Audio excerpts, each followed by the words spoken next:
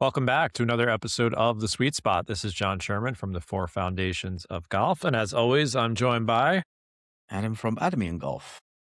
first off, happy birthday. We're recording this on Adam's birthday, which happens to be my mother's birthday as well. So you're in good company. Happy birthday, buddy.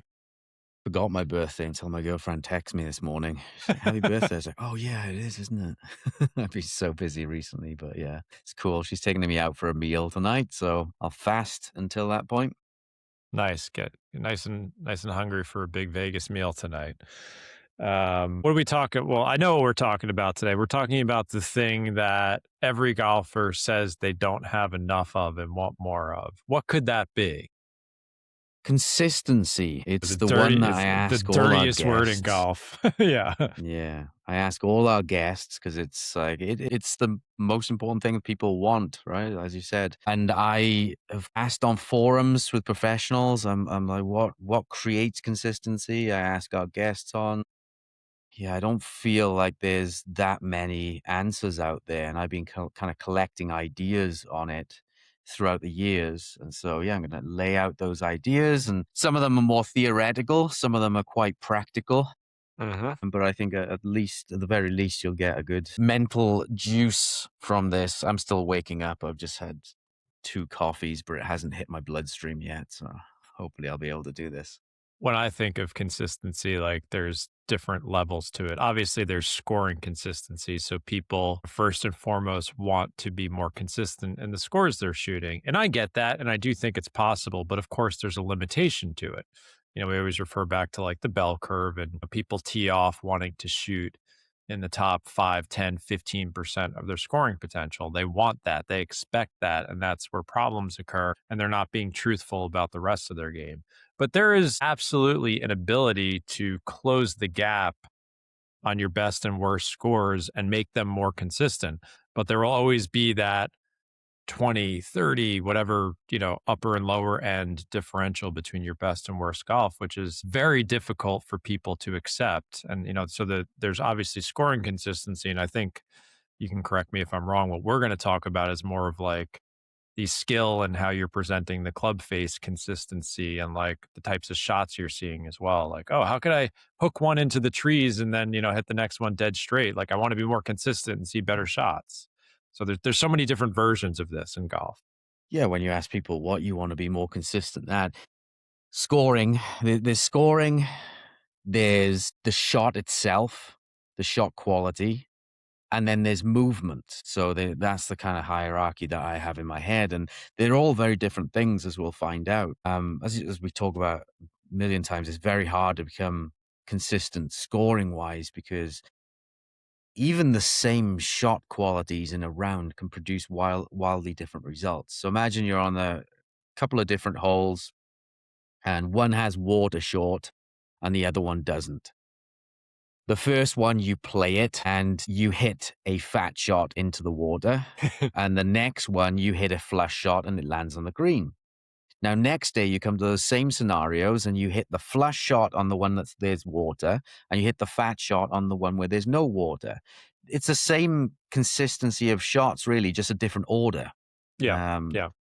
Kind of like where it was the stock market version of that when you're pulling out the returns. Oh, I can't remember.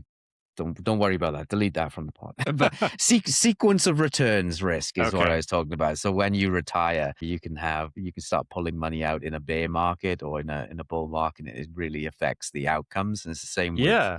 with that sequence of shots, sequence of quality of shot. Well, yeah, that's the element of luck. I think we discussed that with Jared Tendler on one of our episodes, just that his belief was that golfers don't notice or assign enough importance to luck. And they mostly, as you say, will focus on the bad luck. So you chunk that iron shot, and then for whatever reason, it happens to be on that hole where the water hazard was in front, and you're kind of penalized even more versus if you had done it on a different hole and you leave yourself 30 yards short of the green, not the end of the world. So that's, again, one of the frustrating parts of golf. And it feels like it's against you at times because you don't get to control when these things happen, right? And where they Hmm. happen. Poker's probably the best analogy for that, yeah, actually, rather than sequence Oh, of yeah. returns Yeah, because, yeah, some yeah, you you can't play the hand control. well yeah, you play the hand well, and someone plays it poorly, and like, "Oh, they got the straight flush on the river," and you're like, "Oh, well, there's nothing I could do about that," but it feels like, it was your fault. Yeah, I like to think of players as we all have these certain movement possibilities in us. It's almost like a pack of cards, right? You have these certain cards that can come out. We can't control which ones come out, but we can control how we play the percentages. Mhm. So yeah, strategy is important, but yeah, the sequence of where your shots come out is going to affect your scoring during the round. So that's one of the big reasons why we have such inconsistent scores. Yeah, so we have these movements, the actual shot quality, and then the outcomes. Because lots of times people say, "Yeah, I accept that I'm not going to score that consistently. I've accepted that now. I've listened to your podcast enough, or maybe other areas." But then they move on to, "But I just want to hit it well. I want to hit it more consistently." And I think that's a good goal to have. Again, there are Absolutely. limits to that, but Yep. it's definitely possible. There are people who are more consistent than others. I mean, Mo Norman was probably the greatest example of consistency. Is he'd have professionals, even Jack Nicklaus would watch him on the range. And then you have players who, massive one right, massive one left. Now on consistent movements, so some people say I want to move more consistently. How would you say you do that? What goes into consistent movements, John? Well, what comes to mind is, we've discussed like the macro and micro of the golf swing. So if you look at someone's like big body pattern, or for example, if you were watching them in person or on video, and just like what your brain notices about their golf swing, that to me would be like the big consistency that you could see. Like, oh, he has an over the top move, or like you just see like the DNA of their golf swing. And that looks fairly similar from swing to swing. And like often while we joke on, when they analyze someone's swing on TV, be like, oh, he had a horrible shot. And then they show it. And you're like, well, that probably looks exactly the same as the other swing he made when he striped it down the middle of the fairway. So the macro looks more consistent. That's where you are probably more consistent. And then the micro, which, we talk about is like, well, it was the face 2 degrees more open, or did you strike it more on the toe, or maybe you hit it, a half an inch behind on the turf, like these little things that you can't see with the eye, that has more inconsistency and more influence on the shot. Like that's where my mind goes initially. Yeah, I mean, you could even break this one down into consistency of movement versus consistency of impact, like the end Mhm. result of your movement. So this was studied all the way back in the fees with a guy called Bernstein, Nikolai Bernstein. We've talked about him before. He looked at blacksmiths hammering nails, Mhm. and he put a series of lights on their arms, and then used slow shutter speed on the video to look at what the movements were doing. And what he found was these elite blacksmiths, professional blacksmiths, were able to hammer the nail consistently. And so the outcome of their movements was very, very consistent. But what he found was they were using different movement patterns each time on a subtly different level, but enough to, say, miss a nail. I see, their movement might change by a whole inch, whereas you have to have a few millimeters accuracy for hammering a nail. And it's the same in golf as well. If you really get high quality data on movements, body part movements to like the nearest millimeter, you will find that the best players in the world still move differently every single time with enough movement difference to completely miss a ball from shot to shot. However, they don't. So it's like they're moving in a different way each time to hit the ball in a very similar way each time. So would that be similar to, like I said, looking at someone on camera? Like, let's say you're watching, Scotty Scheffler, I'll throw out on camera, and then you also hooked him up to gears, which would be like so on camera to the eye, it'd be like, oh, it looked pretty similar. And then if you measured everything on gears, like shoulder rotation, pelvic, all this stuff, then you would see the numbers deviating quite a bit. But Scotty would still be doing the same thing, hitting that stock fade quite well. Yeah, yeah, exactly. In fact, people have taken this stuff out on the course with golfers. So they've looked at on the range movement and then taking it on the course. It kills me that I can't remember I can't remember his name. It slipped me. I do apologize. I'll get it at some point. But yeah, he looked at this with good players and found that yeah, on the range their movements were kind of inconsistent. But then you take them on the course and it's even wilder. Yeah. Why? We're using different clubs each time. You're using different shot types. Maybe sometimes you're trying to hit it a little higher, a little lower. Sometimes the lie is bad, and you need to, when my lie is bad, I'm going to be a bit steeper on it, leaning the shaft a bit more forwards. The ball's above my feet. I'm going to make a different movement subtly. And so these movements can get big enough that, yeah, if you look at the video of the swing, the macro movement, it doesn't look that different. But if you're to analyze it on a smaller level, the body movements are significantly different. Yeah, another thing on that, John Novosel Jr. from Tour Tempo, who's a good friend of mine, former guest on the show, he loves to look at the timing of people's swings on the range versus on the course on television broadcasts. And I remember he did something on Tiger, this must have been over a decade ago, and he was kind of really struggling with his swing. And he was like, look at his tempo on the range, perfect like 21-7 ratio or whatever it was. And then on the course, totally out of sync in terms of how long it took him to get to the top of his backswing and downswing. And, why is that? One thing for many golfers could be discomfort on the golf course and nerves. Like there's a number of reasons why that would happen. But he would find when he isolated it and simply looked at the timing of people's swings, the better players were obviously matching their tempo from the range to the course. And when people were struggling, the timing got off on the golf course. And with that, other problems came up as well. So, their sequencing was off and more errant shots. So, yeah, I think we always hear about the difference between the range game and the on course game. And there's a lot of different reasons why that happens. Yeah, that's an interesting one. I think there are some of these old school thoughts like rhythm and tempo. I think there's a lot more to them than we give credit.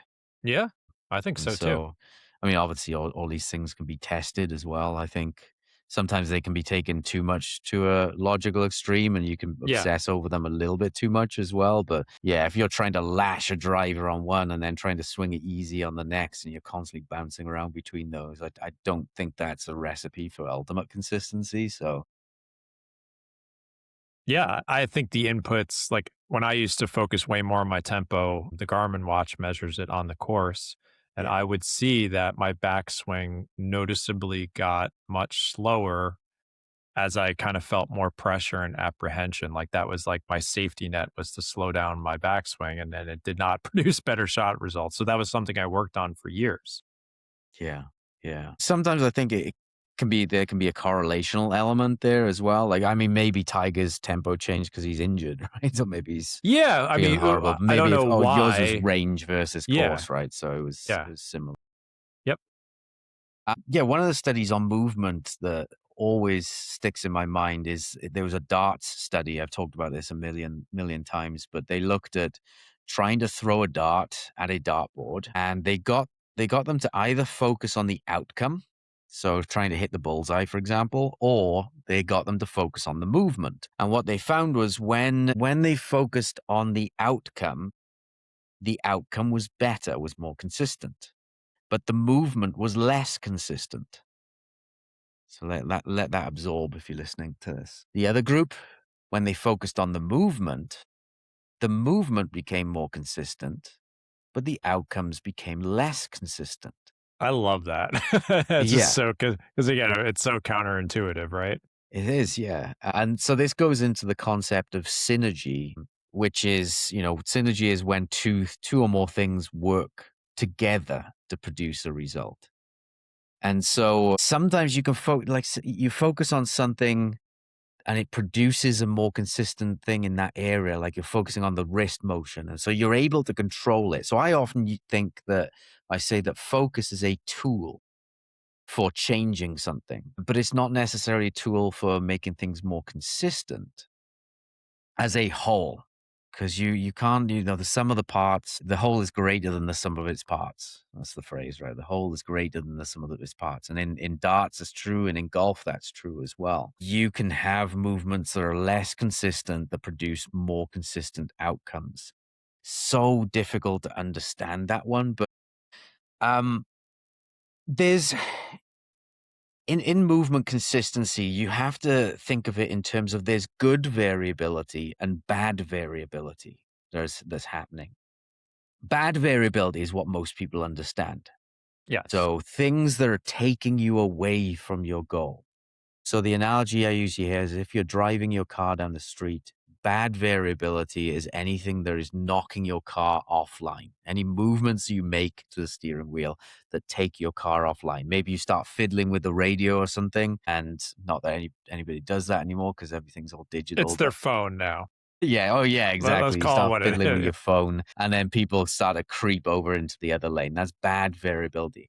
Now, good variability is when you realize that's happening and correct yourself. Okay, so you've got two cars going down the street. One is locked in place. There's no variability in there, no good or bad variability in the cars going down. The other person is constantly some movements are away, some movements are towards. So in an ideal world, we want to reduce the bad variability as much as possible, but we also want to increase good variability. And again, I should have prepared better for this, but there was a study that I read probably about 10 years ago now that looked at good players versus bad players and what happens down towards impact. It was a golf specific study. And they found that with the good players, they actually had a higher rate of variability down at the bottom. So there was more inconsistency happening down at the bottom, but it was good variability.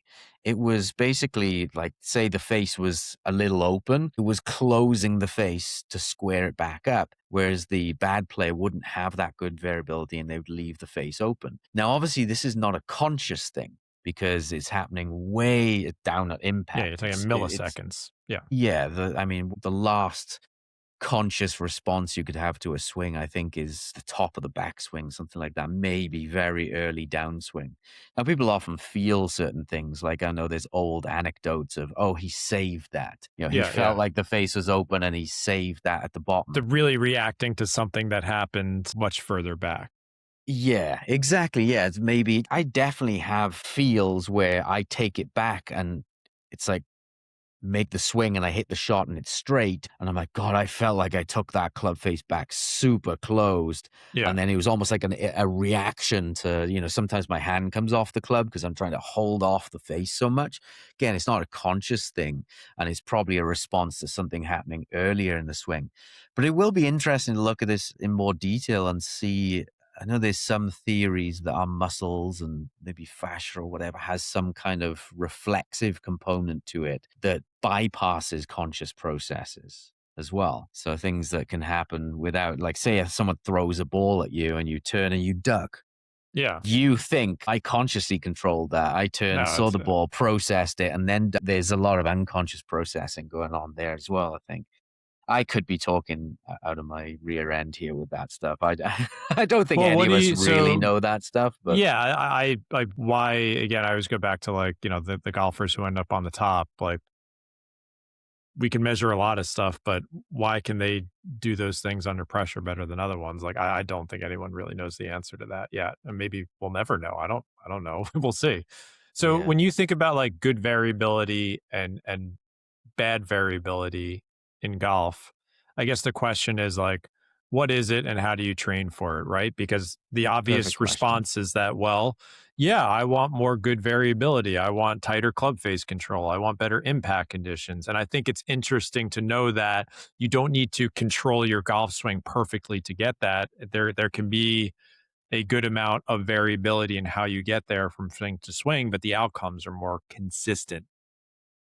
Yeah, and I think in terms of the bad variability, that's where most people go when they think of, I want to become more consistent. They want to Yes. reduce any bad variability. So they may use grips with molding on them so they're constantly placing their hands on in the right way. I think there's a place for that, definitely. I think Scotty Scheffler is a big He still proponent of uses that that, right? basic training aid that everyone, Yeah. when they first take up golf is using, which is like, yeah, again, like nice, but also you're not going to get the same results as him. And it also has to be fit for you as well. I mean, so Yeah. you could put someone who's got a strong grip who tends to slice it right, and you put them into one of these neutral grip molds, and it makes it absolutely worse for them. So it has to be right for you. When I have used those molded grips in the past, I've put it on in a way that, helps that player. So yeah, there's reducing bad variability that way. Another one would be putting alignment sticks on the ground so you're constantly kind of locked into the same place. I think there's a place for that. What most people never talk about is how to increase good variability.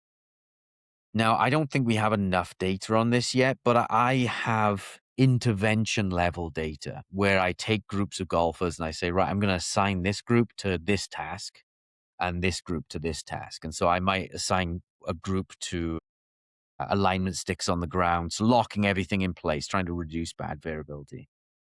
Another group, I might assign them to more differential practice. So, okay, let's hit it more right, hit it more left, throw in mixes. And yeah, what I found in my data is when you do differential practice, toe, heel, higher, lower on the face, more left, more right, given enough time, so usually at least about a week, those players actually play more consistently or they perform more consistently when done in a test afterwards.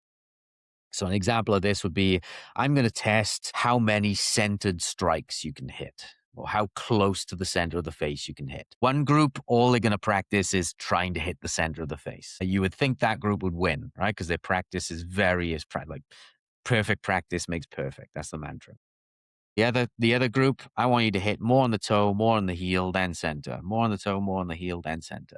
You test a week later, that second group who has practiced exploring the face is able to hit the center more in the test. It's really counterintuitive. Why? Well, they can introduce more good variability. And again, this is anecdotal, but I know from my own game that having done that type of practice, I now have the ability to recalibrate something consciously. What does that mean? If I'm hitting on the toe one day or I starts to creep towards the toe, I recognize it quicker and I'm able to push it back towards the center quicker, and I'm able to do it precisely as well.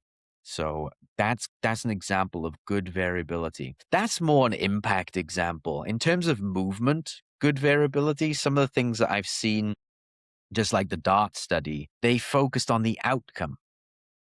Right. So you think of even just in a dart throw, all the movements that can occur. You've got your shoulder joint that could change movement. You've got the upper arm, the lower arm, the elbow, the wrist joint, where you release with your fingers, the pressure you have against your fingers. And all of those, if you try to control each individual piece, you end up controlling none of it, or you just confuse it all. Whereas if you say to your brain, I want to control the outcome, the brain has this magic ability to take that super variables in your arm, all the things I mentioned, and make it work synergistically, make them all work together towards that ultimate goal. An example of this would be you try and pick up a glass of water on your desk by giving someone arm movement directions. Bend arm this way, move. You could eventually pick the glass of water up, but it would be very unnatural. You'd make more mistakes. Whereas if you just look at the glass of water and say, that's the goal, your body can actually not only do it more accurately, more fluidly, but you can do it in multiple different ways as well. You could pick it up from the top, from the side, from different sides. You could put your elbow on the table and still manage to pick it up. So you're more adaptable. Your brain has this amazing ability to do this. We still have to learn these skills though. So we learned those when we were very young. You forget the times where you tried to pick up the glass of water and you knock it over. Your brain then learns from that information and adjusts it. But when we knock it over as a kid, we don't automatically say, oh, I need to fix that by changing my arm motions and focusing on my arm motions. How your brain encodes these different tasks is very important. If you learn to pick up a glass of water through task focus versus you learn to pick up a glass of water through movement focus and directions, it's encoded in the brain differently, and it's going to have different results. You could have two people picking up that glass of water and they look exactly the same from the outset. And you'd say, oh, they've both learned to pick up that glass of water very well. You move the glass of water, you put it somewhere else, and now the one who encoded all the motions, they don't know how to achieve that task. Whereas the person who encoded that in the brain through the task focus is able to be more adaptable to it as well. So that's why I'm a big proponent of task focuses. And just like the DART study, it showed that when they focus on the outcome, the movement, the super variables was able to coordinate synergistically towards that goal, even though it did it in different ways each time. The movement was inconsistent. And I guess, I don't know how many different studies they did on this, but, you know, where my mind is going is like, does that work better for the someone who already had the higher skill level? Like think of beginner, intermediate, advanced. Would the external focus work better for intermediate, advanced and not beginner? So, there's different, we've discussed this many times, and like where your focus is on the golf swing, when you're practicing on the course, is it internal, external, neutral? And like I think we've both said, like, well, a neutral is nice, but only if you're better, right? Like if Yeah. you're thinking something like unrelated to the task itself, like I was talking about music and putting, that's nice if you know how to putt, but it's not nice if you don't know, if like you're an absolute beginner. So I guess that's where, I go with this stuff is like, there's no right answer for everyone. What gives you a better chance with this stuff? Yeah, I think it's so nuanced. It's a great question. I think, if you get a complete beginner, they've got so much bad variability in their swing. And I Yeah. see this as a coach all the time. Beginners and juniors, when you start something new, your body goes into seek mode. And so you start to, sometimes it's conscious, sometimes it's not, but you really try a lot of different movement patterns. So, oh, that didn't work. Oh, let me try this. That didn't work. Even on an unconscious level. And beginners, they're much more exploring the map. They have no boundaries at the start. And then as you practice more, those boundaries get closed off. This is what learning is. And eventually, if you practice too much, you get quite rigid, and it's very difficult. If you take someone who's played for 20 years and you try and change their swing, they're so locked in to certain movement patterns that you have to really push them outside their They have a boundaries lot to of make a consistency. change. They have a lot of Yes. consistency. Exactly. Yeah. Sometimes it's consistently doing the wrong things. So, yeah, I think with complete beginners, sometimes an internal focus might help them because it can lock in at least one of those variables. If there's 20 variables and they're all over the place, sometimes it could be good to lock in one variable. Say they're moving their head a foot in the backswing and a foot in the follow through and they're up and down. It might be okay to do the old Jack Nicklaus thing and grab them by the hair. And I don't do that in lessons, but Jack Nicklaus, apparently his teacher used to do that. So yeah, grab them by the head and reduce By the his head movement beautiful initially. golden locks. But there's limits to that. Just like we call this the sweet spot for a reason. There are limits to that. You can take that too much to extreme and constantly trying to be locking in things. And sometimes these things can lock themselves down over time. So um, you take a beginner. Actually, sometimes these things even open themselves up. Sorry, my brain's going all over places here. But okay, say you take a beginner with a hammer and a nail. The initial thing that they do is they use a very locked in motion, especially after hammering their thumb a couple of times. If they got a lot of fear and they're hammering a nail, they'll use a very locked wrist motion. They'll try to lock their arms, and it won't look as fluid as someone who's hammered nails for years. I was watching a YouTube video of a guy doing like hammering nails world record, and he was just bang, bang, bang, bang. And his arm movements were so fluid. There was a lot of movement there as well. It wasn't locked in place like a beginner would have. So sometimes as you practice more and you almost go through these stages, complete beginner has loads and loads of movement. Then eventually they start locking things down, sometimes consciously, sometimes not. And they create this very rigid movement, but it's at least successful now. And then as they develop more coordination, sometimes bits start to unlock themselves again, and then they develop more fluidity. Sometimes it doesn't though, and you have to have a teacher like me come in and say, hey, you're using no wrist action here at all. Imagine that person who's a beginner, they've locked their wrists, and you say, well, okay, you're hitting it consistently with that, but you're limited now. You're never going to create enough speed to play at the level you want to, so we have to unlock these wrist actions. So yeah, there's locking down of variables, unlocking them again. It's a complete mess learning. It's not linear, is what we say. Sometimes there's similar patterns for most people, but it's certainly not linear. And different people need different things at different stages in their career. Yeah, I think for the most part, if I had to paint the broadest brush possible, is that, I'd assume most of our audience are adults, and that as we get older, we have more consistency in this like tighter thing of what we want to be doing with our golf swing. We're very, very reticent to like go outside the box and try something different. They're like, well, why would I try and hit the ball to the right or left? Because we just kind of lose that creativity and that childlike playfulness. And you just assume like, well, everywhere else in life, in my job and everything else, if I just keep things very narrow and focused and do the same thing over and over again, like I'm going to get good results. And golf, people do that and then they don't get the results they want. They're like, what's going on here? Why is this not working? And I think, the idea that we would try and introduce on the show is like, well, you might need to do something that is wildly outside of the box that you would never think of to make that smaller, more defined movement better, like swinging the club path in a completely different direction or intentionally trying to shank one or hit it off the heel. And that doesn't make sense why it would work. But I think getting back to your point on like the good variability, showing that, yes, very skilled people can accomplish the task appropriately while having differences in their delivery from shot to shot, like that's part of the reason why they've developed that skill. And some people might have stumbled on it through, their genetics and the way they practice, but most of us have not. And you need to Mhm. like add that in to get more of it.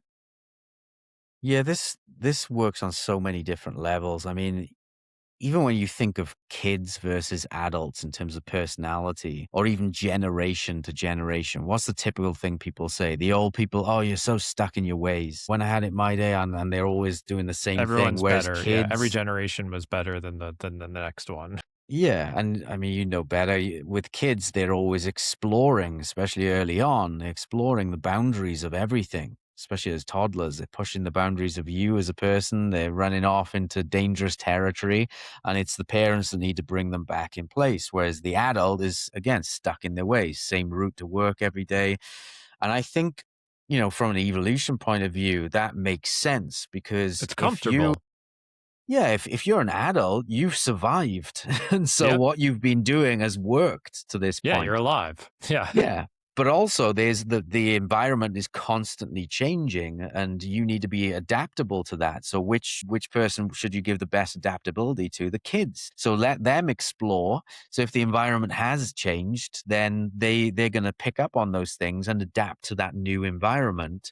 And then as they grow older, they found out what's worked, what's helped them survive, and then they lock in on those things. And you obviously have the parents to stop them going at dangerous boundaries, but yeah, as we get older, I think it's good to note that as we get older, there's this evolutionary response to lock in and not explore anymore. Which, yes, that's helped us survive to this point, but it also reduces learning. What do people say about kids? Oh, kids learn so quickly. There's a million reasons for that. The brain is more plastic, yes, but they're also exploring more. It kind of kills me sometimes when I see adults teach their kids, and the way they teach them is how an adult wants to learn. Let's stop exploring. I don't want you to hit it left and right. I don't want you to have fun topping it and duffing it. I want you to do everything the right way. I want you to lock you. This is how you do your stance. This is how you do your grip. So they're all about reducing bad variability, which again has its place. Kids are all exploring, what is this variability? Which bit is good? Which bit is bad? We know, when Tiger got first taught, he was taught hit it left, hit it right, hit it straight. Same with Phil Mickelson as well. And so, yeah, it's learning to do this good variability is important. And so that's what differential practice drills teach.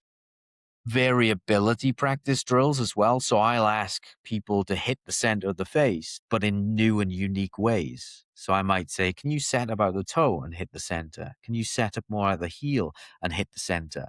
And people learn so much from doing that, sometimes to the point where people say, I hit it so good when I set up at the toe. And I'm like, I'm giving you the green light to take down the course if you want to. So you learn so much from doing this, but that also trains you. It's like you're giving your brain a problem to solve. How can I get this sweet spot back to the ball from this new place? Giving Yeah, yourself your brain a problem to solve, and then it has to solve it. And now it has new reference points. And so if you're ever going off, it can automatically recalibrate things better.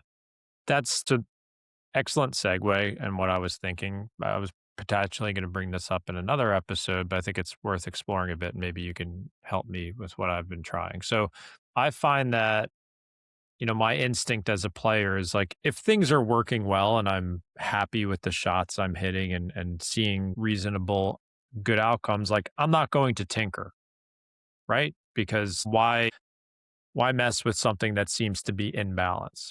So I have noticed in the last year or two that my heel strike issue has gotten worse and worse and worse, to the point where I was with Woody Lashin over the winter on his GC quad. We were working on my lie angles again. He's like, man, you're really striking it on the heel a lot, like more than I've seen. And in one of my earlier tournaments this year, I hit the S word. I missed, I was playing well and just out of nowhere, just boop, hosel rocket. And I hit a few last year too. So in the back of my head, like, I know I'm getting too close to the heel again. So I'm like, okay, now I need to get outside the box a bit because this is not working. So I'm doing, all of the things. And one thing I experimented with is like, I'm going to stand so far away from the ball with the ball lined up on the toe and experiment. Like I literally can't reach. I feel like I can't even hit it on the heel if I tried. And I'm spraying the face. I'm experimenting with what this is doing. And it's interesting. I'm seeing, my intentions, my setup, impact location is changing. And I'm seeing like, okay, that's helping a bit. And I'm wondering like, maybe I just got very crowded over the golf ball. And that explains why I'm so toe down and my ball flight changed. And some interesting things have been occurring since I've been messing around with this. Like my draw is coming back a bit. That has been gone for years. I'm hitting it better, but just kind of going outside the box in posture, setup, intentions, like I'm measuring everything with spraying the face. And I'm trying to solve this problem. Like I know that I have too much of a heel tendency now that's getting out of control. And I'm willing to exactly go outside the box and experiment while tracking the results. That's how I kind of see things. Yeah, and I think in terms of that, when someone's got a heel pattern, you can find things that help you perform better. And you can also find things or work on variability that adds good things to your swing. So I think, when you stood farther away from it, that makes sense that you would hit it less out of the heel. So you would perform best with that. I would also want to encourage you to do the opposite end of the spectrum, because if I Yeah. made you stand closer to it, Yeah. Can you you still then strike? have to Yeah. figure out movements. You have to add movements to your swing that make you more toey. So you'd have to bring your hands closer to you to impact. And if you practice that enough, that might be enough in itself to reduce that heel Yeah. bias So tendency. yes, I was trying that as well. And I'm doing both. And at the moment, the standing a little further away from the ball plus addressing the ball off the toe, feeling like there's extra cushion there, Hmm. again, is giving me better results right now. I've played 8 or 9 times this That year and makes I've been sense. playing quite well. And I'm like, okay, I'm gonna go with this for now. This seems to be like, under pressure in tournaments, it's fine. I'm hitting good shots. But again, like it all started with, yeah, I'm noticing a pattern that had been mostly fine for years getting out of whack again. I don't know why it happened. Who knows? Maybe I was just standing closer and closer and closer over the years. Maybe that was it. And that's why the lie angle changed and the ball flight changed. I don't know for sure because I'm not that kind of player to like measure everything. But yeah, things got out of balance. So I'm like, okay, let's take a step back and try multiple interventions that are out of the box and see what accomplishes the task of moving the strike away from the heel closer to the center. Yeah. And that's how I've been trying to problem solve it. Definitely makes sense that that would make you perform better. I think standing closer and setting them at the heel would make you perform worse, but it also would encourage you to add things in your swing that would reduce the tendency. So I think Yes, but it's different ways of looking at the problem. probably more fear inducing at the moment under pressure Yeah. because I need something I can go out there in a tournament with. Well, yeah, well, that's where you would say go on the tournament by setting up more out of the toe, but Yep. train setting up Yeah. out of the Yes. heel to and then do a little bit of both so so Yep. you're comfortable with going on the course. Yeah, that's always like the tug of war of changes. Like you're in season, we've talked about this before. What type of stuff you do in season versus off season. So like off season, I could get a little wilder, right? I could work on that more, but now I need something that I can go out and play with. And, you do the best you can, right? There's no perfect solutions, but yeah, I found that to be something that like I'm tinkering with a bit because it needs my attention, right? It seemed out of whack and it needed my attention to start experimenting with. Yeah. Example of that in my own game is when I'm missing left, if that starts to become a bigger issue for me, I actually spend more time practicing with a more upright club, which encourages it to go more left. So I start practicing with this club, I hit it more left. So I'm actually inducing the problem. And then I figure out my body starts to add in on an unconscious level more face openers. So then when I go back to my normal club, the results are less left. So yeah, it's a good way of doing it. Still on the topic of how do we improve good variability, external focuses seem to really help. The start study is one, but I know this from just teaching. When I give someone an internal focus, we achieve the desired goal. Say I say to someone, right, let's shift your weight more. The low point moves forwards, but it doesn't necessarily mean their ground contact gets better. It's an internal focus because there are other variables going on. There's the arc depth variables. There's their release might change. So we get the weight shift, but other variables start to go out of whack. And sometimes that can be okay. If weight shift is something that player needs, then it can be okay to stay in that for a moment. But then when I always finish by saying, hey, when you're on the golf course, just focus on the brushing of the grass because I know I've tested this with so many players. When I ask them to focus on brushing the grass, that's an external focus, and they're able to do it very accurately. So dig a little deeper, go a little higher. Okay, they can control it, and they don't know how. There could be 100 different things changing each time for them to achieve that. But they're giving that brain. It's like a GPS, right? You're giving it the coordinates. This is what I want to achieve, and then it finds whatever route it needs to get there.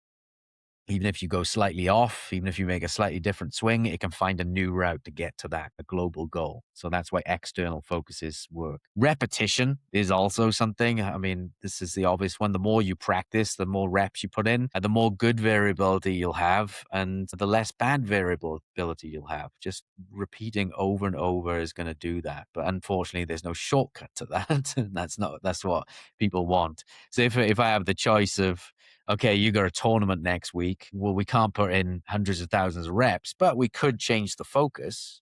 That could help you achieve more consistency. And I can even see this in the numbers as well. I've looked, for example, at vertical strike, and I've asked people to do it through an internal focus versus just focusing on the ground brushing, the depth. And when they focus on the depth, it improves the standard deviation of vertical contact. So their consistency gets better through that external focus. Less thinking is another one that improves movement consistency. I'm shocked. Yeah. Which, people listening to this probably have a lot of thoughts in their head. Call it cognitive overload. They're thinking a lot of things. And so when you think of the more things you think of, the less consistent you're going to become. When you clear your mind, and the way I found this out was the counting routine. So the counting routine is a routine where I ask players, right, just count from 1 to 10. You're going to stand behind the ball. You're going to walk in, and your first step is 1. So imagine you step forward and you're 1, 2, 3, 4. Then you set up over the ball, 5, 6. Then you look at the target, 7, 8. Then you swing back, hit 9, 9, 10. It can be different for different people, the timing. Some people go on 13. But the thing with that is I'm giving them a neutral focus.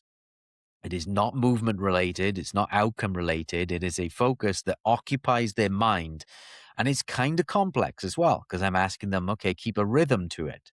Let's see if you can keep up with a metronome. And so they get so focused on this that they stop thinking of the movement. And what I've noticed when people do that is their impact numbers become more consistent.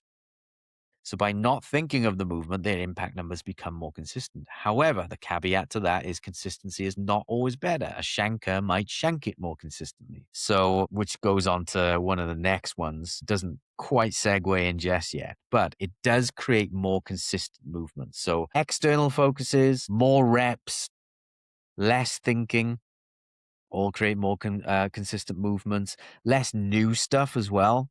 So you could be thinking either a lot of stuff that you have practiced, that could be too much cognitive overload. It could be stuff that you've practiced tons before. So you've got good experience of it, but you're just thinking too much. Or it could just be one new thing. One new thing. It's like if you jump into a new car, I'm jumping in and out of my car and my girlfriend's car. I'm constantly having to adjust to, oh God, this drives differently. And oh, when I look at the mirrors, the cars appear differently. So it affects you. Anytime you add new stuff, you've got to get used to it, and it induces movement inconsistency. So for all the players, they're constantly searching for that one magic thing that's going to help them hit it better. But in the act of searching for that stuff and introducing new stuff, you're actually inducing movement inconsistency. Well, everything you just said is in opposition of what most golfers do. So you said external focus. Most golfers think internally. Hmm. Quieter mind, simpler thoughts. Most golfers have cognitive overload before they get to the golf ball. They're thinking of so many different things and their focus is just not there on what they're trying to do. It's just scattered. So, yeah, we always talk about doing the opposite of your fault. And I think what you just said is doing the opposite of sometimes you don't notice it, right? Because as adults, we're so locked in on our tight little routines that we wouldn't even think of doing the opposite of what we're doing because it's uncomfortable. But yeah, I think everything you just described is in opposition to what most golfers are doing by default. Yeah.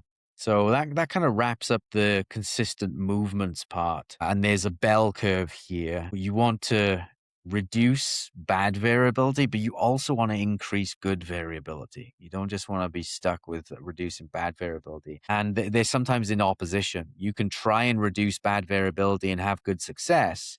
But in the act of doing that, you also reduce good variability. And whether you perform better then is a result of how much or what ratios of these things you're changing. More consistent movements do not always create more consistent results as well, because it's all about movement synergy as well. So, and the ways to do that, external focuses, more repetition, less thinking, less new stuff. That's one end. That's one part of it, consistent movements. The other thing, consistent impact variables. And this one is kind of nuanced as well. Similar kind of bell curves here. So yes, generally, when I'm looking on a GC quad, the better players have better, more consistent impact variables. So you look at their face strike, and it has a lower standard deviation generally. You look at their path and their face numbers, and it has a lower standard deviation generally. If I see someone with a half a degree path standard deviation, 1 degree face, that's a tour player Yeah, usually, there or exactly. +5 handicap. It has to be, right? Yeah. But interestingly, I looked into this data on my own. I've been collecting so much data. I got thousands and thousands of shots now. And I looked into my own data and I found that one of the most consistent days I had with outcome, so it was the tightest dispersion, had one of the lower consistency path and faces. So But you were still matching them up they're well. matching exactly. Exactly. So there's They some have they synergy have to be. there. There's no other, the physics would be impossible, right? Yeah. Like And I was if you trying. had 8-degree path one swing and 2-degree path the other, well, you needed, 4-degree closed path one and 1 degree closed on the other, Exactly. I'm glad you roughly get it because speaking. I asked a forum of 3,000 golf professionals. I said, how, here's a question for you, problem to solve. How could you have more consistent or how could you have less consistent impacts and more consistent outcomes? And no one got it. No one mentioned it. But you're right. It's about how they match up. So the example I use here is racking my brain for an example people could understand. You have a player. One shot, they produce a +1 path, +1 face with a driver. The next shot, they produce a -1 path, -1 face. The next day, they come and they produce a +1 path and a -1 face.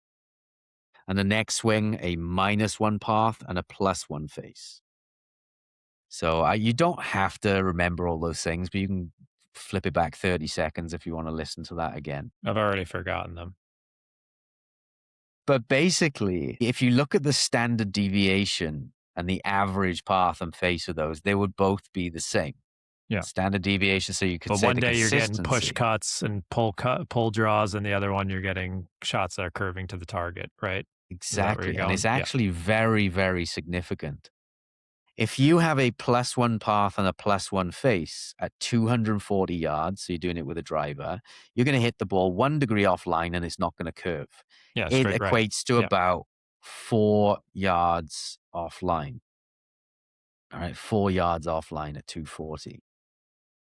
Now, on the other hand, if you have a +1 path and a -1 face, you're getting a lot of curvature on that. It's actually 22 yards offline. So that first day, you had an 8-yard dispersion. The second day, you had a 44-yard dispersion. And it's the same consistency. Now, that's an extreme example of that, but it's the same consistency of path and face, but very different outcome results. So even consistent path and face is not necessarily indicative of a good outcome. It usually does correlate very highly, but again, on a bell curve, there's a limit to this, and you start to see at some point you don't need them to be as consistent as possible. It can be an exercise in fertility to try and get them as consistent as possible. Another example of So this. I guess is a quick warning to everyone who has launch monitors who measure path and face. Like, don't go there expecting the same exact numbers every day and freaking out when you don't see them, because that's what the golf swing is.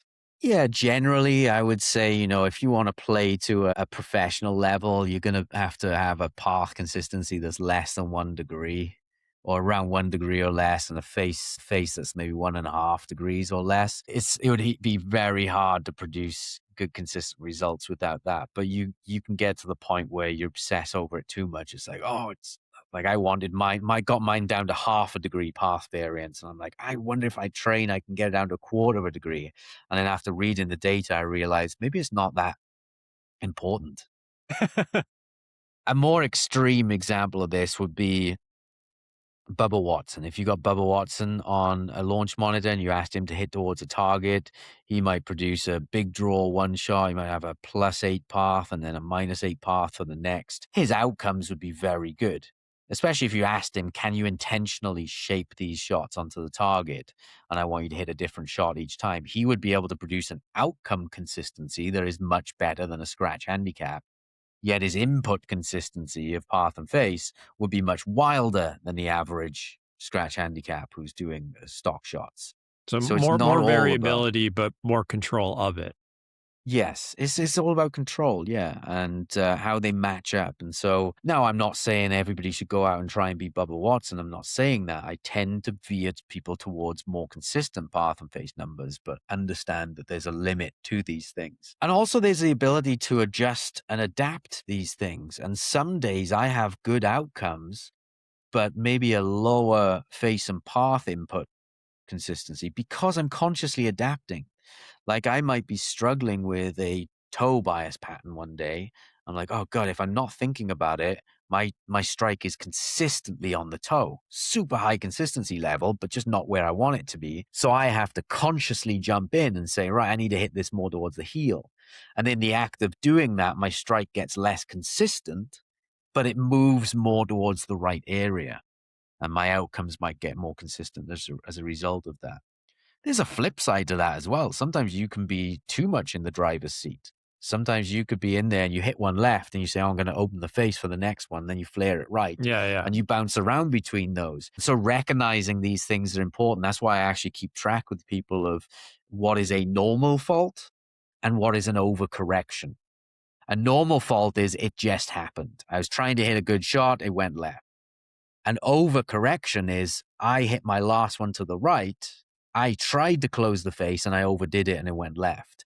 If I find when a player's overcorrections are coming in a lot, we try and do drills that make them less conscious, or we try and improve their ability to make an adjustment. So maybe do more differential practice so they can control the adjustment better. So yeah, that's impact variables. So we got these different levels, right? We got the movement, the consistency of movement, and we found out it doesn't have to be consistent necessarily. Again, the bell curve there. We've got impact variables. Same thing. Needs to be relatively consistent, but doesn't have to be. More consistency is not always better. The next thing, this is where this gets kind of interesting, is bigger margins for error. Techniques that allow you to have more inconsistency in them before the outcome becomes more inconsistent. I know where this is going. Angle of Go on. attack with I'll chipping. let you. Yeah, that's one of them. Yeah, that's one of them. Yeah, so think about it this way. If you've got two players, one of them has forward shaft lean. Say one of them has 15 degrees of forward shaft lean with their 7-9. So they're low ball flight hitters, a Jon Rahm, 15 degrees of forward shaft lean and an 8-degree downward attack angle. And then a second player has 0 shaft lean at impact and a 0 attack angle. Now, both of those players can hit good shots. Both of those players can hit, if they hit the 4th groove, for example, it's going to be a good shot. However, you drop both of those players 2 grooves deeper into the ground, right? So they're now hitting the 6th groove. Jon Rahm, the forward shaft leaner, wouldn't notice anything. They're going to hit a good shot. Maybe it would fly a little shorter, maybe a little longer, depending on how the grass interacts. It's a slight fact. The second player with 0 shaft lean now lays the sod over it. So it's the same amount of movement variability, perhaps the same amount of impact variability, but very different outcome variabilities. The distance dispersion has changed dramatically. I go through that in the advanced module of the strike plan. There's like an hour and a half content on that explaining it and giving good visuals of it. But there are techniques that have bigger margins for error. In fact, the forward shaft leaning one, I figured it has about a 50, 60% bigger margin for error in terms of arc depth control. So you can get away with 50% more mistakes before the outcome changes. And would it make more sense that if you look at the best golfers in the world and measured them, that most of them are delofting it and like Yeah. they've self-organized in a way and over millions of golf shots to figure that out. And of course they have the speed to do it. That's, a prerequisite for that move as well. Yeah, that's the other part is then there are no solutions. There are only trade-offs. So it's like, okay, well, if forward shaft lean steeper attack angle is better for arc depth Yeah. consistency, You why better have not a just do 90, a yeah. ton Yeah. of it? You better have a 90 And mile per hour 7-iron swing minimum. yeah, exactly. Yeah, the trade-offs, there are actually a couple of trade-offs. One of them would be the flight of the shot will become non-functional. But if you put a gun to my head and said, right, you've got to strike this ball really well, doesn't matter where it goes, you just got to get crisp strike. I'm whacking that ball way back in the stands, loads of forward shaft Yeah. lean, And hitting down on trapping a it. ton and Yeah. hitting like a stinger shot. But it's not a non-functional flight. So there's that one trade-off. The other one is when you get the low point too far forwards and you get too steep of an attack angle, you can lose low point shift margin for error. So think of this, right? Every swing has some vertical variability. You're going to sometimes drop deeper, sometimes raise up a little bit. And a steeper attack angle, more forward shafting helps protect against that better. However, we also have the low point moves forward some and back some relative to the ball. So sometimes we shift a little bit more forward. Sometimes we shift a little bit less, and the low point's going to shift by about an inch. And the steeper attack angle, more forward shaft lean, or the steeper attack angle component of it actually reduces margin for error in terms of the low point shift. So there's a balance here. And this is why you don't see 20-degree downward attack angles, even with higher lofted clubs, is because you lose that component of it. But you also don't see really good chippers with 0 attack angles when strike is of priority. So there's a balance. And when you look at most pros, they all settle between with a 7 iron, between about 4 degrees down and 8 degrees down. There's a reason for that. That's right smack bang in the middle where you get the best of both worlds. You get the depth margins for error and the low point shifts margins for error. And so when I'm looking at players, I'm looking at what is the variability they have. Do they tend to vary more in depth or low point shift? And what protections do they have against that? So I'm looking at that in chipping and full swing, and then we're maximizing their margins for error in the part that varies the most for them. And we're trying to move both towards that neutral middle ground. So yeah, it gets really interesting there with the margins for error. Generally with striking, more forward shaft lean can help that steeper attack angles. But again, there's a bell curve there. The other one's flat spots in the swing. So I'll credit Chris Como here and Sasha McKenzie were the first people I heard talk about that. I did see some other stuff from old books in the 30s. And then I think Brian Manzella talked about it on one of his forums. I didn't read that, but I heard about that. Sorry, I know I'm giving caveats here to give credit to other people, but I've got in trouble before for not. So yeah, I want to make sure the right people get the right credit there. But the idea of a flat spot is if you imagine the swing, the bottom of the swing arc as a hula hoop, a flat spot in that hula hoop is if you cut off the bottom of it, make it less circular, and join those two cut off pieces. So there's a very straight line between those pieces. So yeah, straight line at the bottom of the hula hoop. And actually on my Instagram right now, I've got a visual. It's like, I think it's the third pin post. And I show two clubs coming down into a ball. And one of them has the hands raising up through impact. So imagine the club is coming down and the hands are raising up through impact. And the other club, the club is coming down and the hands don't raise up through impact. And there's 4 balls in a row. And the first ball, both of these clubs strike exactly the same. But then we see the differences after that first ball. The second ball is a functional strike. The third ball is a functional strike. The fourth ball is a functional strike when the hands are moving up. However, in the example where the hands are not moving up, the first ball is a functional strike. The second ball is a little bit fat. The third ball and the fourth ball are laying the sod over it.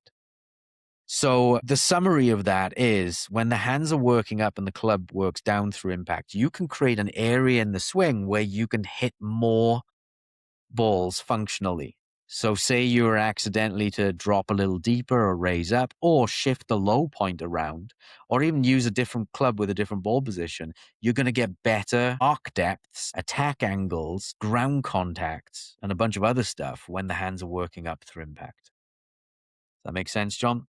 Yeah, I mean, essentially you're describing when you say like what moves allow for margin of error, like that is what better golf really is. Like, can you produce shots that are not going to kill you on swings where you are deviating as you should be? So like your body's going to move in a way that's not perfect and you need like a baseline skill and technique that allows for these movements so that yeah, the instead of hitting that 7 iron, you know, perfect pin high distance, whatever you want to hit it, maybe you hit it 7 yards short or a little bit to the right versus laying the sod over it, missing the green entirely. That is almost a full stroke difference in outcome in terms of your scores, like missing a green and not. So yeah, this is you're getting into like the nitty gritty of like why do better players shoot better scores, and a lot of it is because their misses just aren't as bad.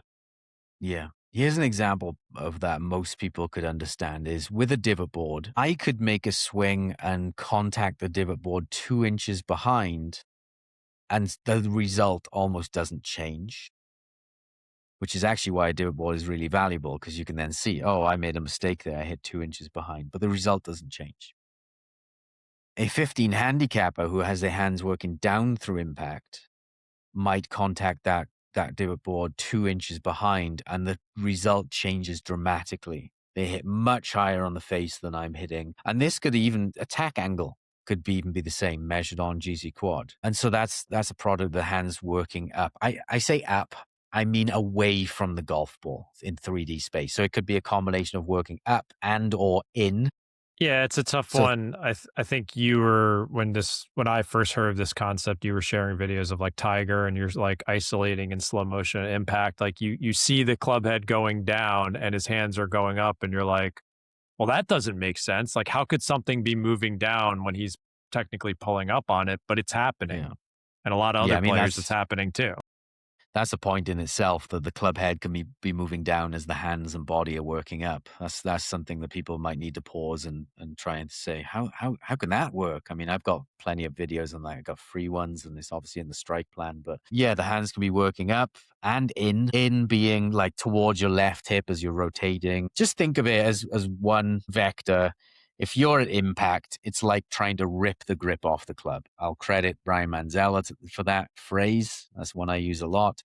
So trying to rip or pull the grip off the club through impact. So moving the hands in that direction through impact. You can do that too much as well and reduce the flat spot that way. But yeah, for most people, when I've added more of that to their games, their strike consistency has got better. I notice when they hit an inch or two behind it, they get away with a hell of a lot more. The outcome is better. So flat spots, more forward shaft lean, less loft, steeper attack angle combinations can improve margin for error. Speed improves margin for error. Not from the speed itself, but if you have a lot of speed, you are using a club with a higher loft. I played with a senior the other day and we were hitting into a par 3 that was like 140 yards. And I'm hitting a pitching wedge in, and he was hitting a hybrid in. Now, I know if I close my face 1 degree, the ball's only going 1% left, right? So it's going about two yards left or so. If he closes his face 1 degree, it's going about 3% left. So he's getting 3 times the error for the same input error. Why? That's because how spin loft interacts with the curvature. So the lower the spin loft, you can think of it as lower loft, but it's more attack angle versus dynamic loft. But the lower the spin loft, as you start to use longer clubs, any face errors get magnified. The most extreme example of this would be if you leave the face open with a wedge, you're going 1% offline. So at 100 yards, that's 1 yard. Whereas with a driver, it's going 4% offline. So it's 4 yards. So it's 4 times the error, the outcome error dispersion wise for the same input error. So much, much easier to hit a wedge straighter. So that's why speed can help. Is there a downside to that? Is there a bell curve here as well? Yeah, if you're lashing everything, you probably are producing movements that are less consistent, but who knows? I Controlled mean, speed. yeah, Controlled speed. you Yeah. then get Bryson, right, who's got a tour player's level control and a long driver's speed. And that's why he had such high strokes gained with the driver. There's probably bell curves here, but yeah, I think speed is a big factor. That's why it's such a high correlator with level of play, right? They hit it farther. It just is, yeah. There's no denying it. Like better players hit their driver farther, they hit more greens because they have shorter irons coming in. It's just the fact it has always been this way. Now we can clearly measure it. The better players in every generation hit it further. Jack Nicklaus was the longest hitters in his day. Yeah, so there's techniques with bigger margins for error. I don't think there are many of them. At least I haven't found many. I haven't heard of any pros talk about many that make sense to me. Really, the flat spots make sense, and I've modeled it, and it seems to work in terms of the geometry. Odd shaft lean, steeper attack angle makes sense from geometry, and there's plenty of correlational evidence of that. All pros seem to lean the shaft forwards. Speed as well. Again, correlational evidence with pros there. Some things that I've seen work, but I don't know exactly why. A later release. So for face consistency, a later release makes 100% success in terms of strike consistency because it helps create a flat spot. It helps create forward shaft lean, which is what we talked about earlier.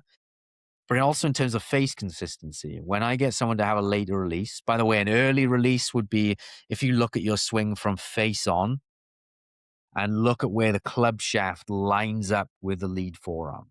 That's how I define release. if that happens a long way before the ball versus at or slightly after the ball. And when we get a later release, slightly at or after the ball, it tends to improve strike quality, which makes sense. But also, I've seen face consistency improve. And then as a result, directional consistency improve. I don't know why. I honestly don't know why. I don't really care. Well, I do care.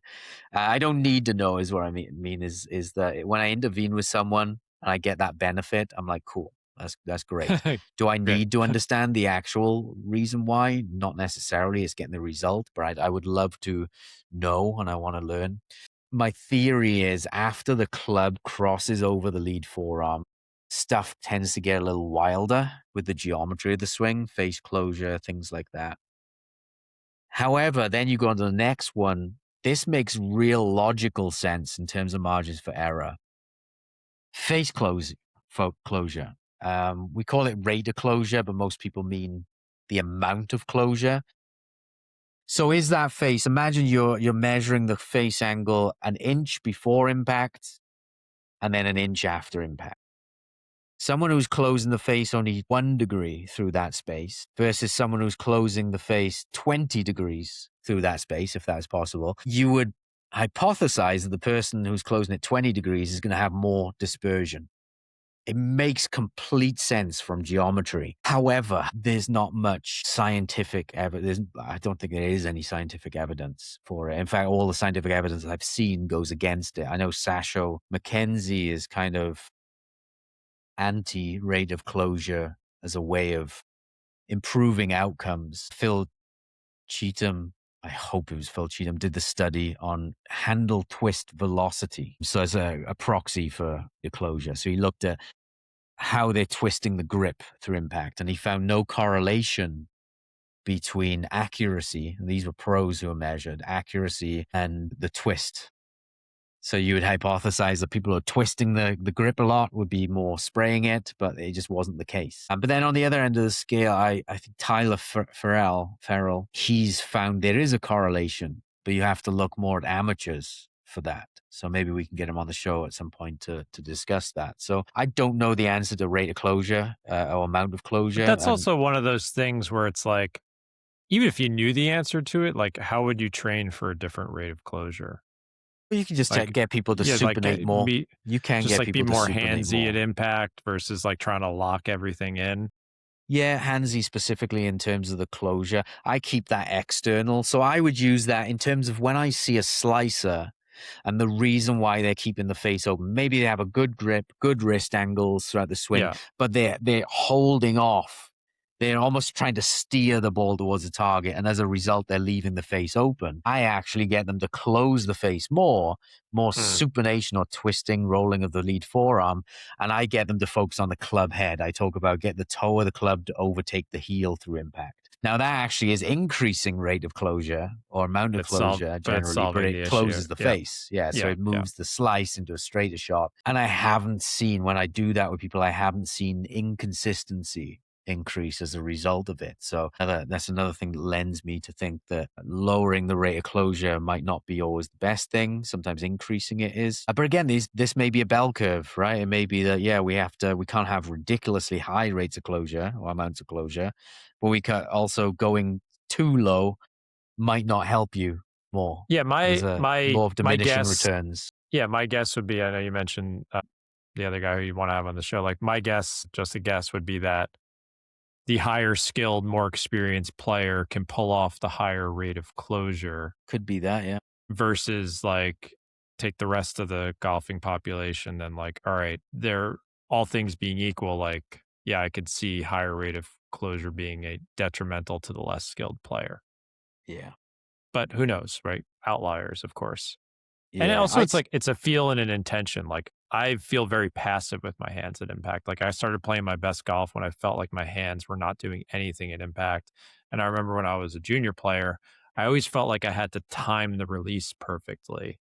And I just went away from that and it worked for me. But again, I have no idea what was actually happening. These are just intentions and feels, right? And then you look at ball flight Yeah. and hope for the better result. Yeah, when I'm coaching, I have a preference to work people towards lower rates of closure.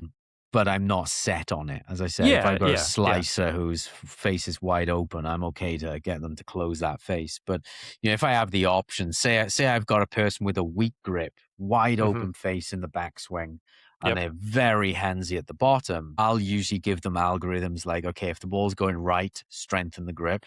Mhm.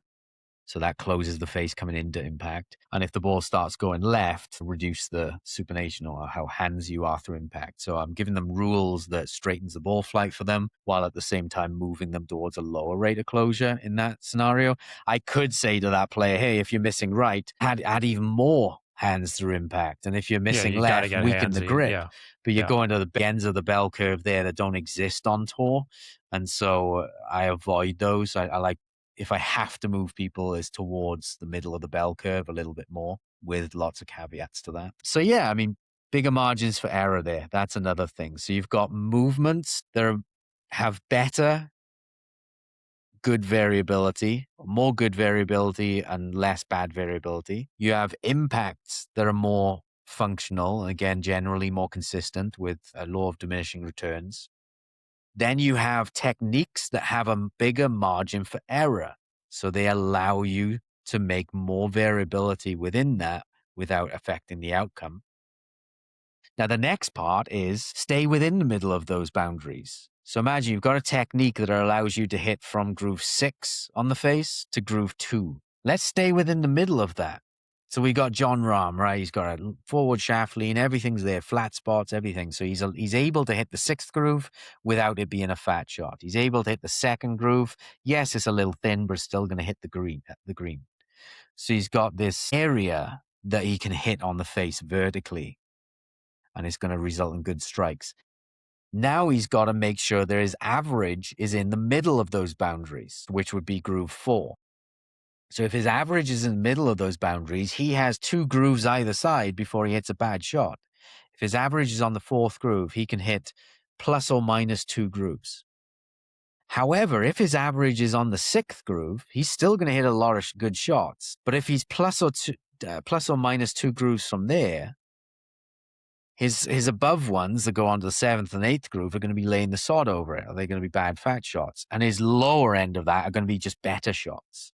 So I see this all the time. So I see players who have actually good techniques or decent techniques. They have very consistent movements and very consistent impact variables, but they're just not good. They're not in the right boundaries.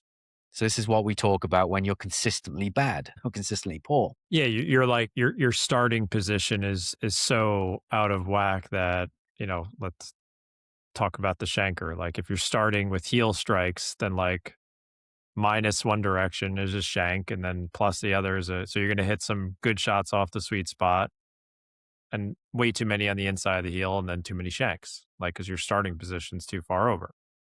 Exactly. If your average is on the center of the face, Yeah, you've you got can margin you forever. can strike 20 millimeters either side of that before a real bad shot occurs. Whereas if your starting pattern is 15 millimeters towards the heel, you've only got 5, 6, 7 millimeters heel side before it becomes a disaster shot. So you're reducing your margin for error, at least heel side, you're reducing your margin for error by more than 50%, 75%.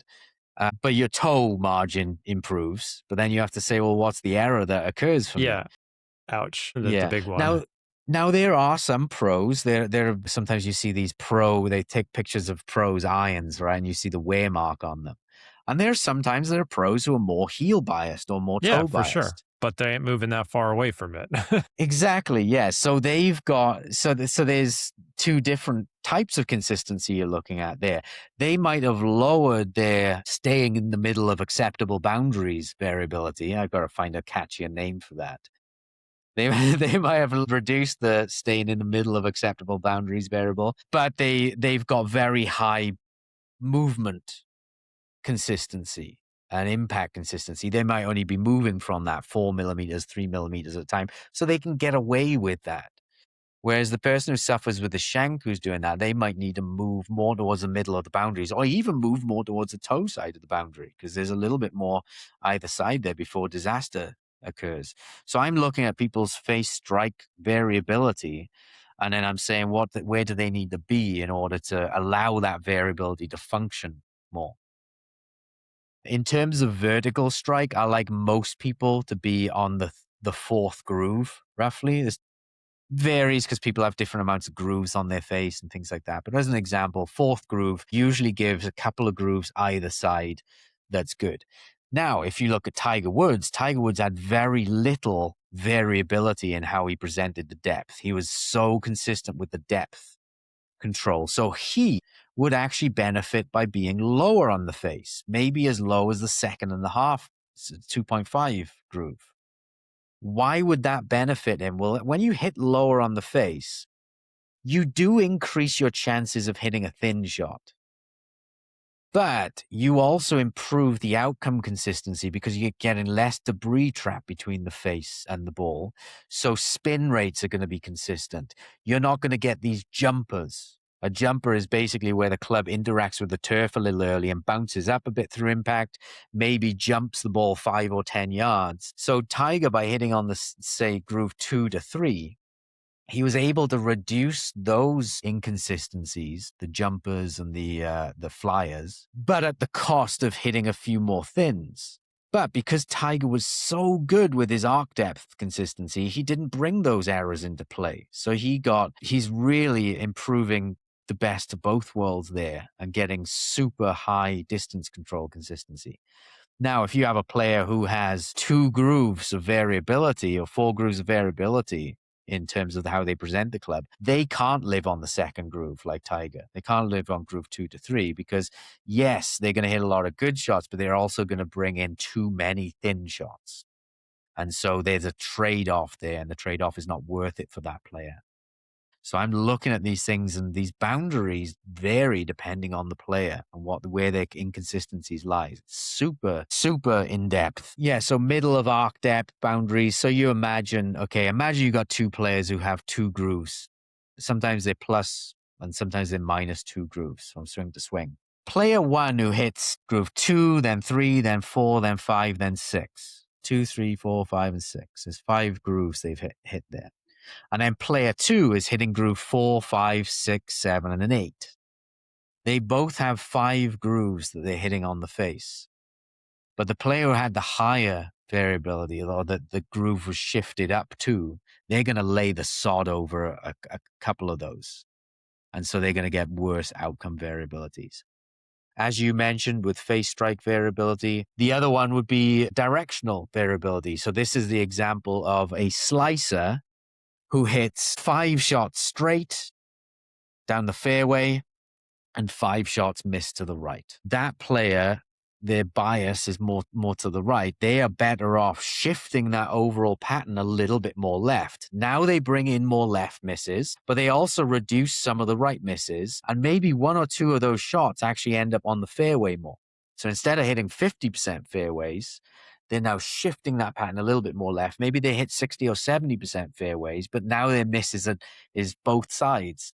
So that's why I don't care about miss percentage, or I don't want them to have a one-way miss. You know, if someone comes to me and says, "Oh, look at my stats. I never miss to the left, but I'm missing 50% to the right." I'm like, this player has an average problem. They're not living in the middle of acceptable boundaries. So we have to shift that pattern a little bit more towards the middle. So if you can get those things, if you can reduce impact variability, and you can open up margins, and you can live in the middle of them, there's 3 things there that You're improve golden. consistency. Yeah, and this is what the pros do. When I look at the pros, they're doing all 3 of these things, and then amateurs are wondering, why are these guys so consistent? They've got consistent impact variables. They've got techniques that give them bigger margins for error, and they live within the middle of those margins for error. And amateurs are just not in the same. And when I'm looking at a player who says I'm inconsistent, I'm trying to explore which one of those inconsistencies do they have. Because sometimes someone could be super consistent. Here's an example. The concrete drill that I talk about, where you get an old club. Basically, it's an old version of a divot board. You get the old club that you don't mind scratching up. You get on a slab of concrete and you draw a dot on there. I remember demonstrating that for a class, and I was trying to hit this spot over and over. And you could see these chip marks on the concrete. And I made 10 swings, and some of them were an inch in front, some of them were an inch behind, some of them were half inch. So it was varying, but it was all around the spot. They all would have been functional.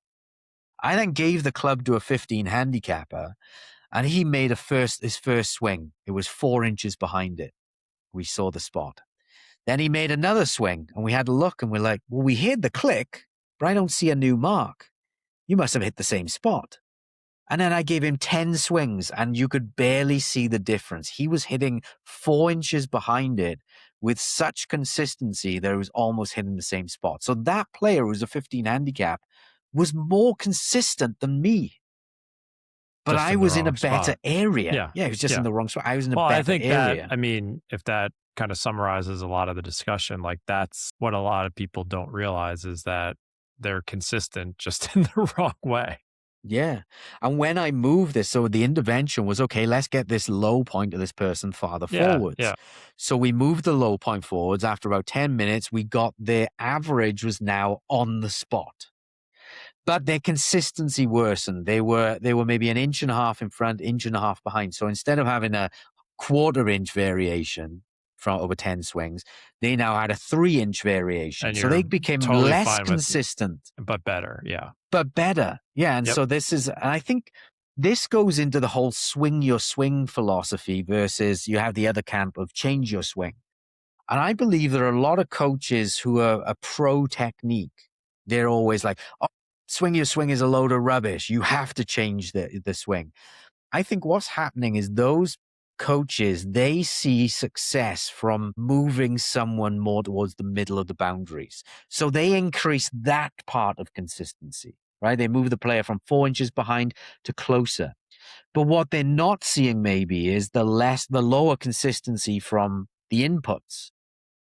Okay, so they increase what I call mechanical consistency, where they're living in the middle of boundaries, but they reduce what I call biological consistency, where now the movement has more variability to it because it's new, it's fresh. They haven't to think about it. They haven't done many reps with this new movement. And there's a trade off. As I said, there's no solutions, only trade offs. There's a trade off here. Whether someone performs better is a product of how these trade offs interact. And sometimes you can improve someone and make them move more towards the middle of the boundaries, and they get worse because the biological variability is so high. And sometimes it can be the reverse. And so that's why I think there's a time to say swing your swing, because you might not be in the middle of boundaries necessarily, but your swing your swing is going to be super consistent. And if it works, it works. And there's also a time to say, let's change your swing, because we might need to move someone from hitting 3 inches behind consistently to more over the right spot. But you reduce biological consistency. So there's all these different trade-offs here. So far we have talked about movement consistency as one level, impact consistency as one level, techniques that have bigger margins for error, and then living within the middle of those boundaries. The last level that I've got is strategy. So strategy would be, okay, now you've done all those things, you're still going to get some outcome dispersion. Even pros, or what does Scott say, like 20 yards right to 20 yards left with an iron, 30 yards right to 30 yards left with a driver. So even when you get all these things in place, you've still got that dispersion. Next is to use strategies that give you the best mathematical odds with that. So you could have the exact same dispersion and shoot wildly different scores with it based on where your targets are. If there's a pin on the left and water on the left and you aim at it versus pin on the left, water on the left, and you aim more towards the middle or even right side of the green sometimes, you will shoot lower scores with second strategy, even though everything else was the same. Or in terms of distance control, if you're aiming at the front of the green when the pin is on the front and you rely on a perfectly flush shot to hit the green versus someone who's aiming 10 yards past, but their flush shots are hitting 10 yards past, their average shots are closer to the green, they are going to get better scores mathematically. Imagine having all 5 of those together, John, you'd be on tour. Be on tour. Yeah. I'd be playing in the PGA Championship right now. We wouldn't be talking. Not in the cards for me though. Couple of other ones, little ones. This goes into your domain more, John. Emotional control as well. So someone who is willing to grind it out. I heard a good phrase the other day, or it was a quote from a good player. They said that grinding is not just turning a 75 into a 73. Grinding can also be turning a 68 into a 65, like every single Yeah, shot. you're And that's what Tiger squeezing. was Yeah, known for. yeah, you're squeezing every drop out of your game. Exactly. So if you got the ability to grind, that doesn't mean like being tough on yourself, and it could be the opposite, but you're trying on every shot. It's a lot of it's focus, right? Like a lot of people just lose focus and then they just, you can call it giving up. There's many different ways to describe it, but a lot of it's just you lost focus and you're no longer engaged in what's going on, and that's when things can go awry quickly. Yeah, let's call it living in the middle of the bell curve of you or your optimal arousal state. So Yeah, in it's terms it's of consistency psychological. of your inputs. Like, can you, their habits, their inputs, they're the controllables. Like, we don't get to Mhm. control a lot of the stuff we discussed in this episode, but when you get into this category, you do have more control over these things. Exactly, yeah. And yeah, you can try too hard as well, and then you can enter that side of the bell curve, and you're That's like, oh, what I'm most people, really, yeah, really trying exactly. here, and That's then you can have probably the it where biggest you're mistake. playing Yeah. a little poorly and you're like, I'm going to give up. And there's an optimal state there. Some people find, oh, when I move more towards giving up, I play better. And so they're probably the people who are always trying too hard. And maybe they end up thinking too much. So the disadvantages of trying too hard are you get more upset with yourself when things don't go your way. Maybe you start thinking too much. Maybe you start thinking too much mechanically. And the other side of giving up too much, that's like me if I'm not playing for anything. If I go out with the boys or if I'm on my own playing, there's just nothing on it and I don't play that well because it's like, what do I have here? Whereas if I'm playing with the boys and we're playing for $5, I'm locked in. Yeah. Yeah. $5 is all it takes for me. So yeah, strategy, emotional control. One thing, exploring consistent equipment as well. So I know Sasho, McKenzie, Dave Phillips was talking about this as well, exploring shoes. So different flexes in shoes, different weights, different sizes, different patterns of spikes maybe can increase or decrease consistency. Shaft responses to swing variability. So say you every swing, sometimes you add a little bit more force to the shaft, sometimes you add a little less, maybe your tempo changes or your rhythm changes from swing to swing, and the shaft can vary more or less depending on those inputs and produce different outcomes. I'd love to get John Sinclair on to discuss about TPT shafts as well because they're super interesting. Golf ball balance. Lots of people don't realize that when a golf ball is manufactured, they have all these different cores in them now. And when they make them, the core will sink slightly and it creates an unbalanced golf ball slightly. This is one of the reasons why even a golf robot hitting shots over and over again with the same impact will still create outcome dispersion. Or it's one of the reasons why Bryson And puts his golf the balls, he Epsom salt. floats them in Epsom salt, so they Yeah. float, and then he finds that the heaviest part of the ball will sink to the bottom. This was an old trick from Dave Peltz's putting manual. That's where I learned about this. I really wanted to do it, but I didn't know what Epsom salts were at the time. I was like 15 years old. What the hell are Epsom salts? It must be an American thing. And this is no, we have in Britain as well.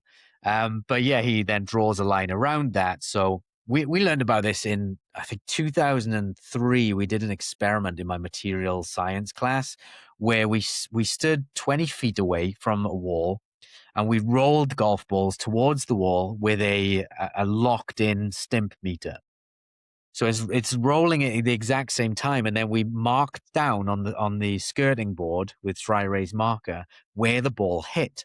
And it was wild. It was like 2 foot of difference from left to right where it hit just from the ball being unbalanced.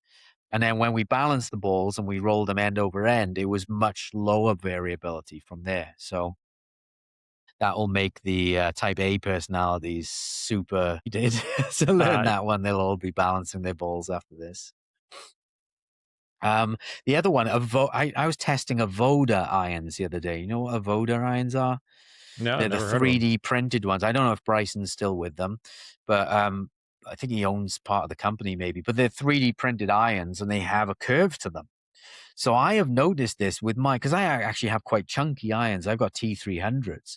And in my data, toe shots are curving left and heel shots are curving right more than, even if the face is presented square. So there is gear effect with irons still, at least in my irons. And these are Voda irons. They have a curve to them. So I hit shots with them and I did have a slightly narrower dispersion with it. And what I found was when the toe and the heel strikes went more online. And so I'm considering changing to these. I need to do more testing on them because I hit a few shots where here's an interesting one, right, which goes into variability. Sometimes with my irons, I will close the face down, but I'll also hit a little bit more from the heel on that one. And it goes a little left, but it's like, Mhm. oh, that it almost didn't go as far left as I thought it would go. Or sometimes I'll leave the face open, which would make it go right, but I slightly strike it on the toe, and then it curves a little bit more left and goes on the target. And so there's two bad variabilities going in there, but they synergize, they work together. And what I found with the Avoda irons was sometimes I would get the opposite. I would close the face and hit the heel, and normally that one would come into the target. And with the Avodas, it was going a little bit more offline. There was Interesting. that was a bad part with the Avoda. However, I'm being very honest here. However, the good side is the overall dispersion was tighter. So those ones where the two bad variabilities went against each other, they were very few and far between for me. And I was getting more benefit from, say, the toes that would hook. And now they're going on the target more. So the overall outcome was much better. Equipment consistency, how the equipment is interacting with your individual variabilities is interesting as well. Examples of that might be, if you tend to be a toe striker, you might get a club that has a sweet spot more towards the toe. I found that. That's an interesting thing. I looked at the smash factor with my irons, and the highest smashes and distances were 5 to 6 millimeters on the toe. And that's where my average strike is. So I've been trying for ages to move it more towards the center. And actually, I figured out unconsciously that no, the best results are coming from 5 millimeters on the toe. My irons, the sweet spots are there for whatever reason. So I've unconsciously figured out and self organized towards the right solution. And I'm consciously sabotaging myself by trying to move my strike towards the heel more or towards more the center. So it's very interesting how you have the equipment set up for you. So the summary there, you got movements with high synergy. We want that. Good variability high, bad variability low. Ability to adapt and calibrate. Anytime things are going off, you need to have the ability to adapt to that and change it. Techniques with bigger margins for error. Live in the middle of those boundaries. Use consistent equipment. Have good psychology and good strategy. Have all these things together, and that's And what you're makes you're the pros set. consistent. And Yeah. even with that, you're still going to have a 15-shot swing from your best rounds to your worst ones. Can't avoid it. Yeah. One tiny one. I know John's like, this never ends, is it? Biological. I'd love to look into that more. Things like balance would be interesting to see. There's obviously logical things. If you're swinging and you're out of balance, you're probably going to produce more movement variability. A good friend of mine who recently passed, Maffei, he used to talk a lot about hitting end ranges of motion in your body. So say, for example, a good example of this would be, when you roll your ankle a little bit and your body has two responses to that. It either corrects and you save yourself and you're like, whew, or if your body says, oh, I've gone over the edge, I can't save this. The response is you collapse your knee and you actually fall down, you drop down. Mm. There's almost two responses. There's a correction if you're one side of it. And then there's the other correction is to just save yourself. This isn't going to be saved, so this isn't going to go well, so I have to drop down. They're very, very different reactions, and there's such a fine line between them. And so Art's theory was when we're in the swing, when we're moving into the swing, if we hit the end range of motion where there's potential for injury, for example, or maybe we go over an edge where we lose strength. Say, for example, with external rotation of the shoulder. If we get to a point where our body says, oh, I'm gonna tear my rotor cuff here, the response would be let's go completely the opposite direction.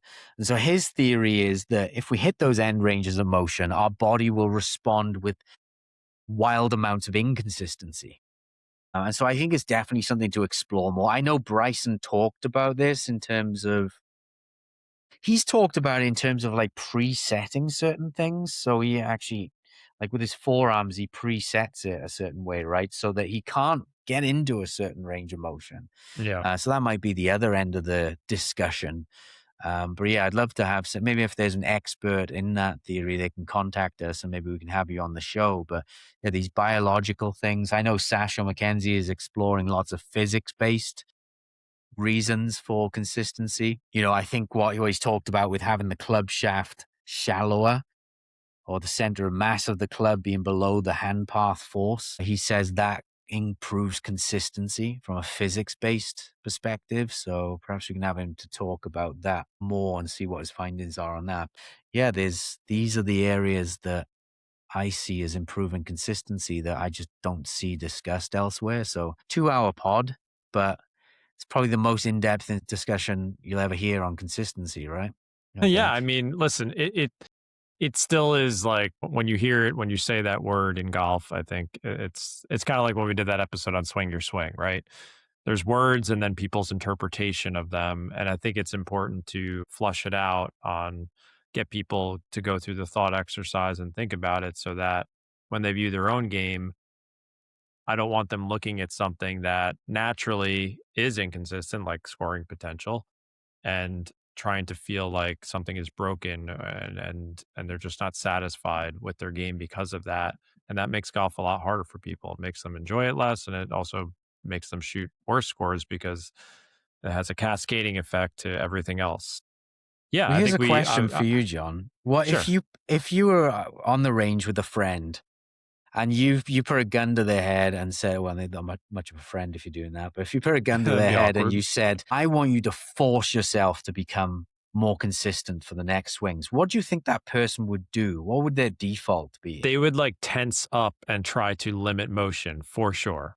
And they would think more about it. They become more fearful. All these things actually make it more inconsistent. Exactly. It is entirely, I think the main theme of the conversation, hopefully people get is it's not what you think. It's actually the Yeah. opposite of what you think.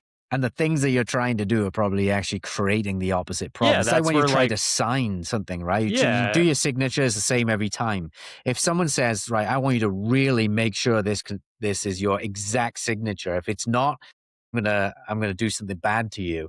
They'd start thinking about it and start worrying. They tense up. They try and be more deliberate with it. Deliberate is a great word for it. Is they try and be more deliberate with it, and they probably produce a less consistent signature. yep, I agree. All right, Shall we I'm wrap good. it up there? Yep, I'm good. All Thank right. God, John says. We made it. um, yeah, where Whoever's can people left, find you? whoever's left, you can find my stuff. Go to YouTube, John Sherman Golf, the new channel with Pete's Golf called Golf Gear Explained, which is growing rapidly. Thank you for people's support there. Adam, where can people find more resources on this stuff that you discussed? AdamYoungGolf.com. Get the strike plan because the advanced module in there goes through a ton of this stuff. And obviously, there's how to actually do it as well. All right. See you All next right. time. See you next time.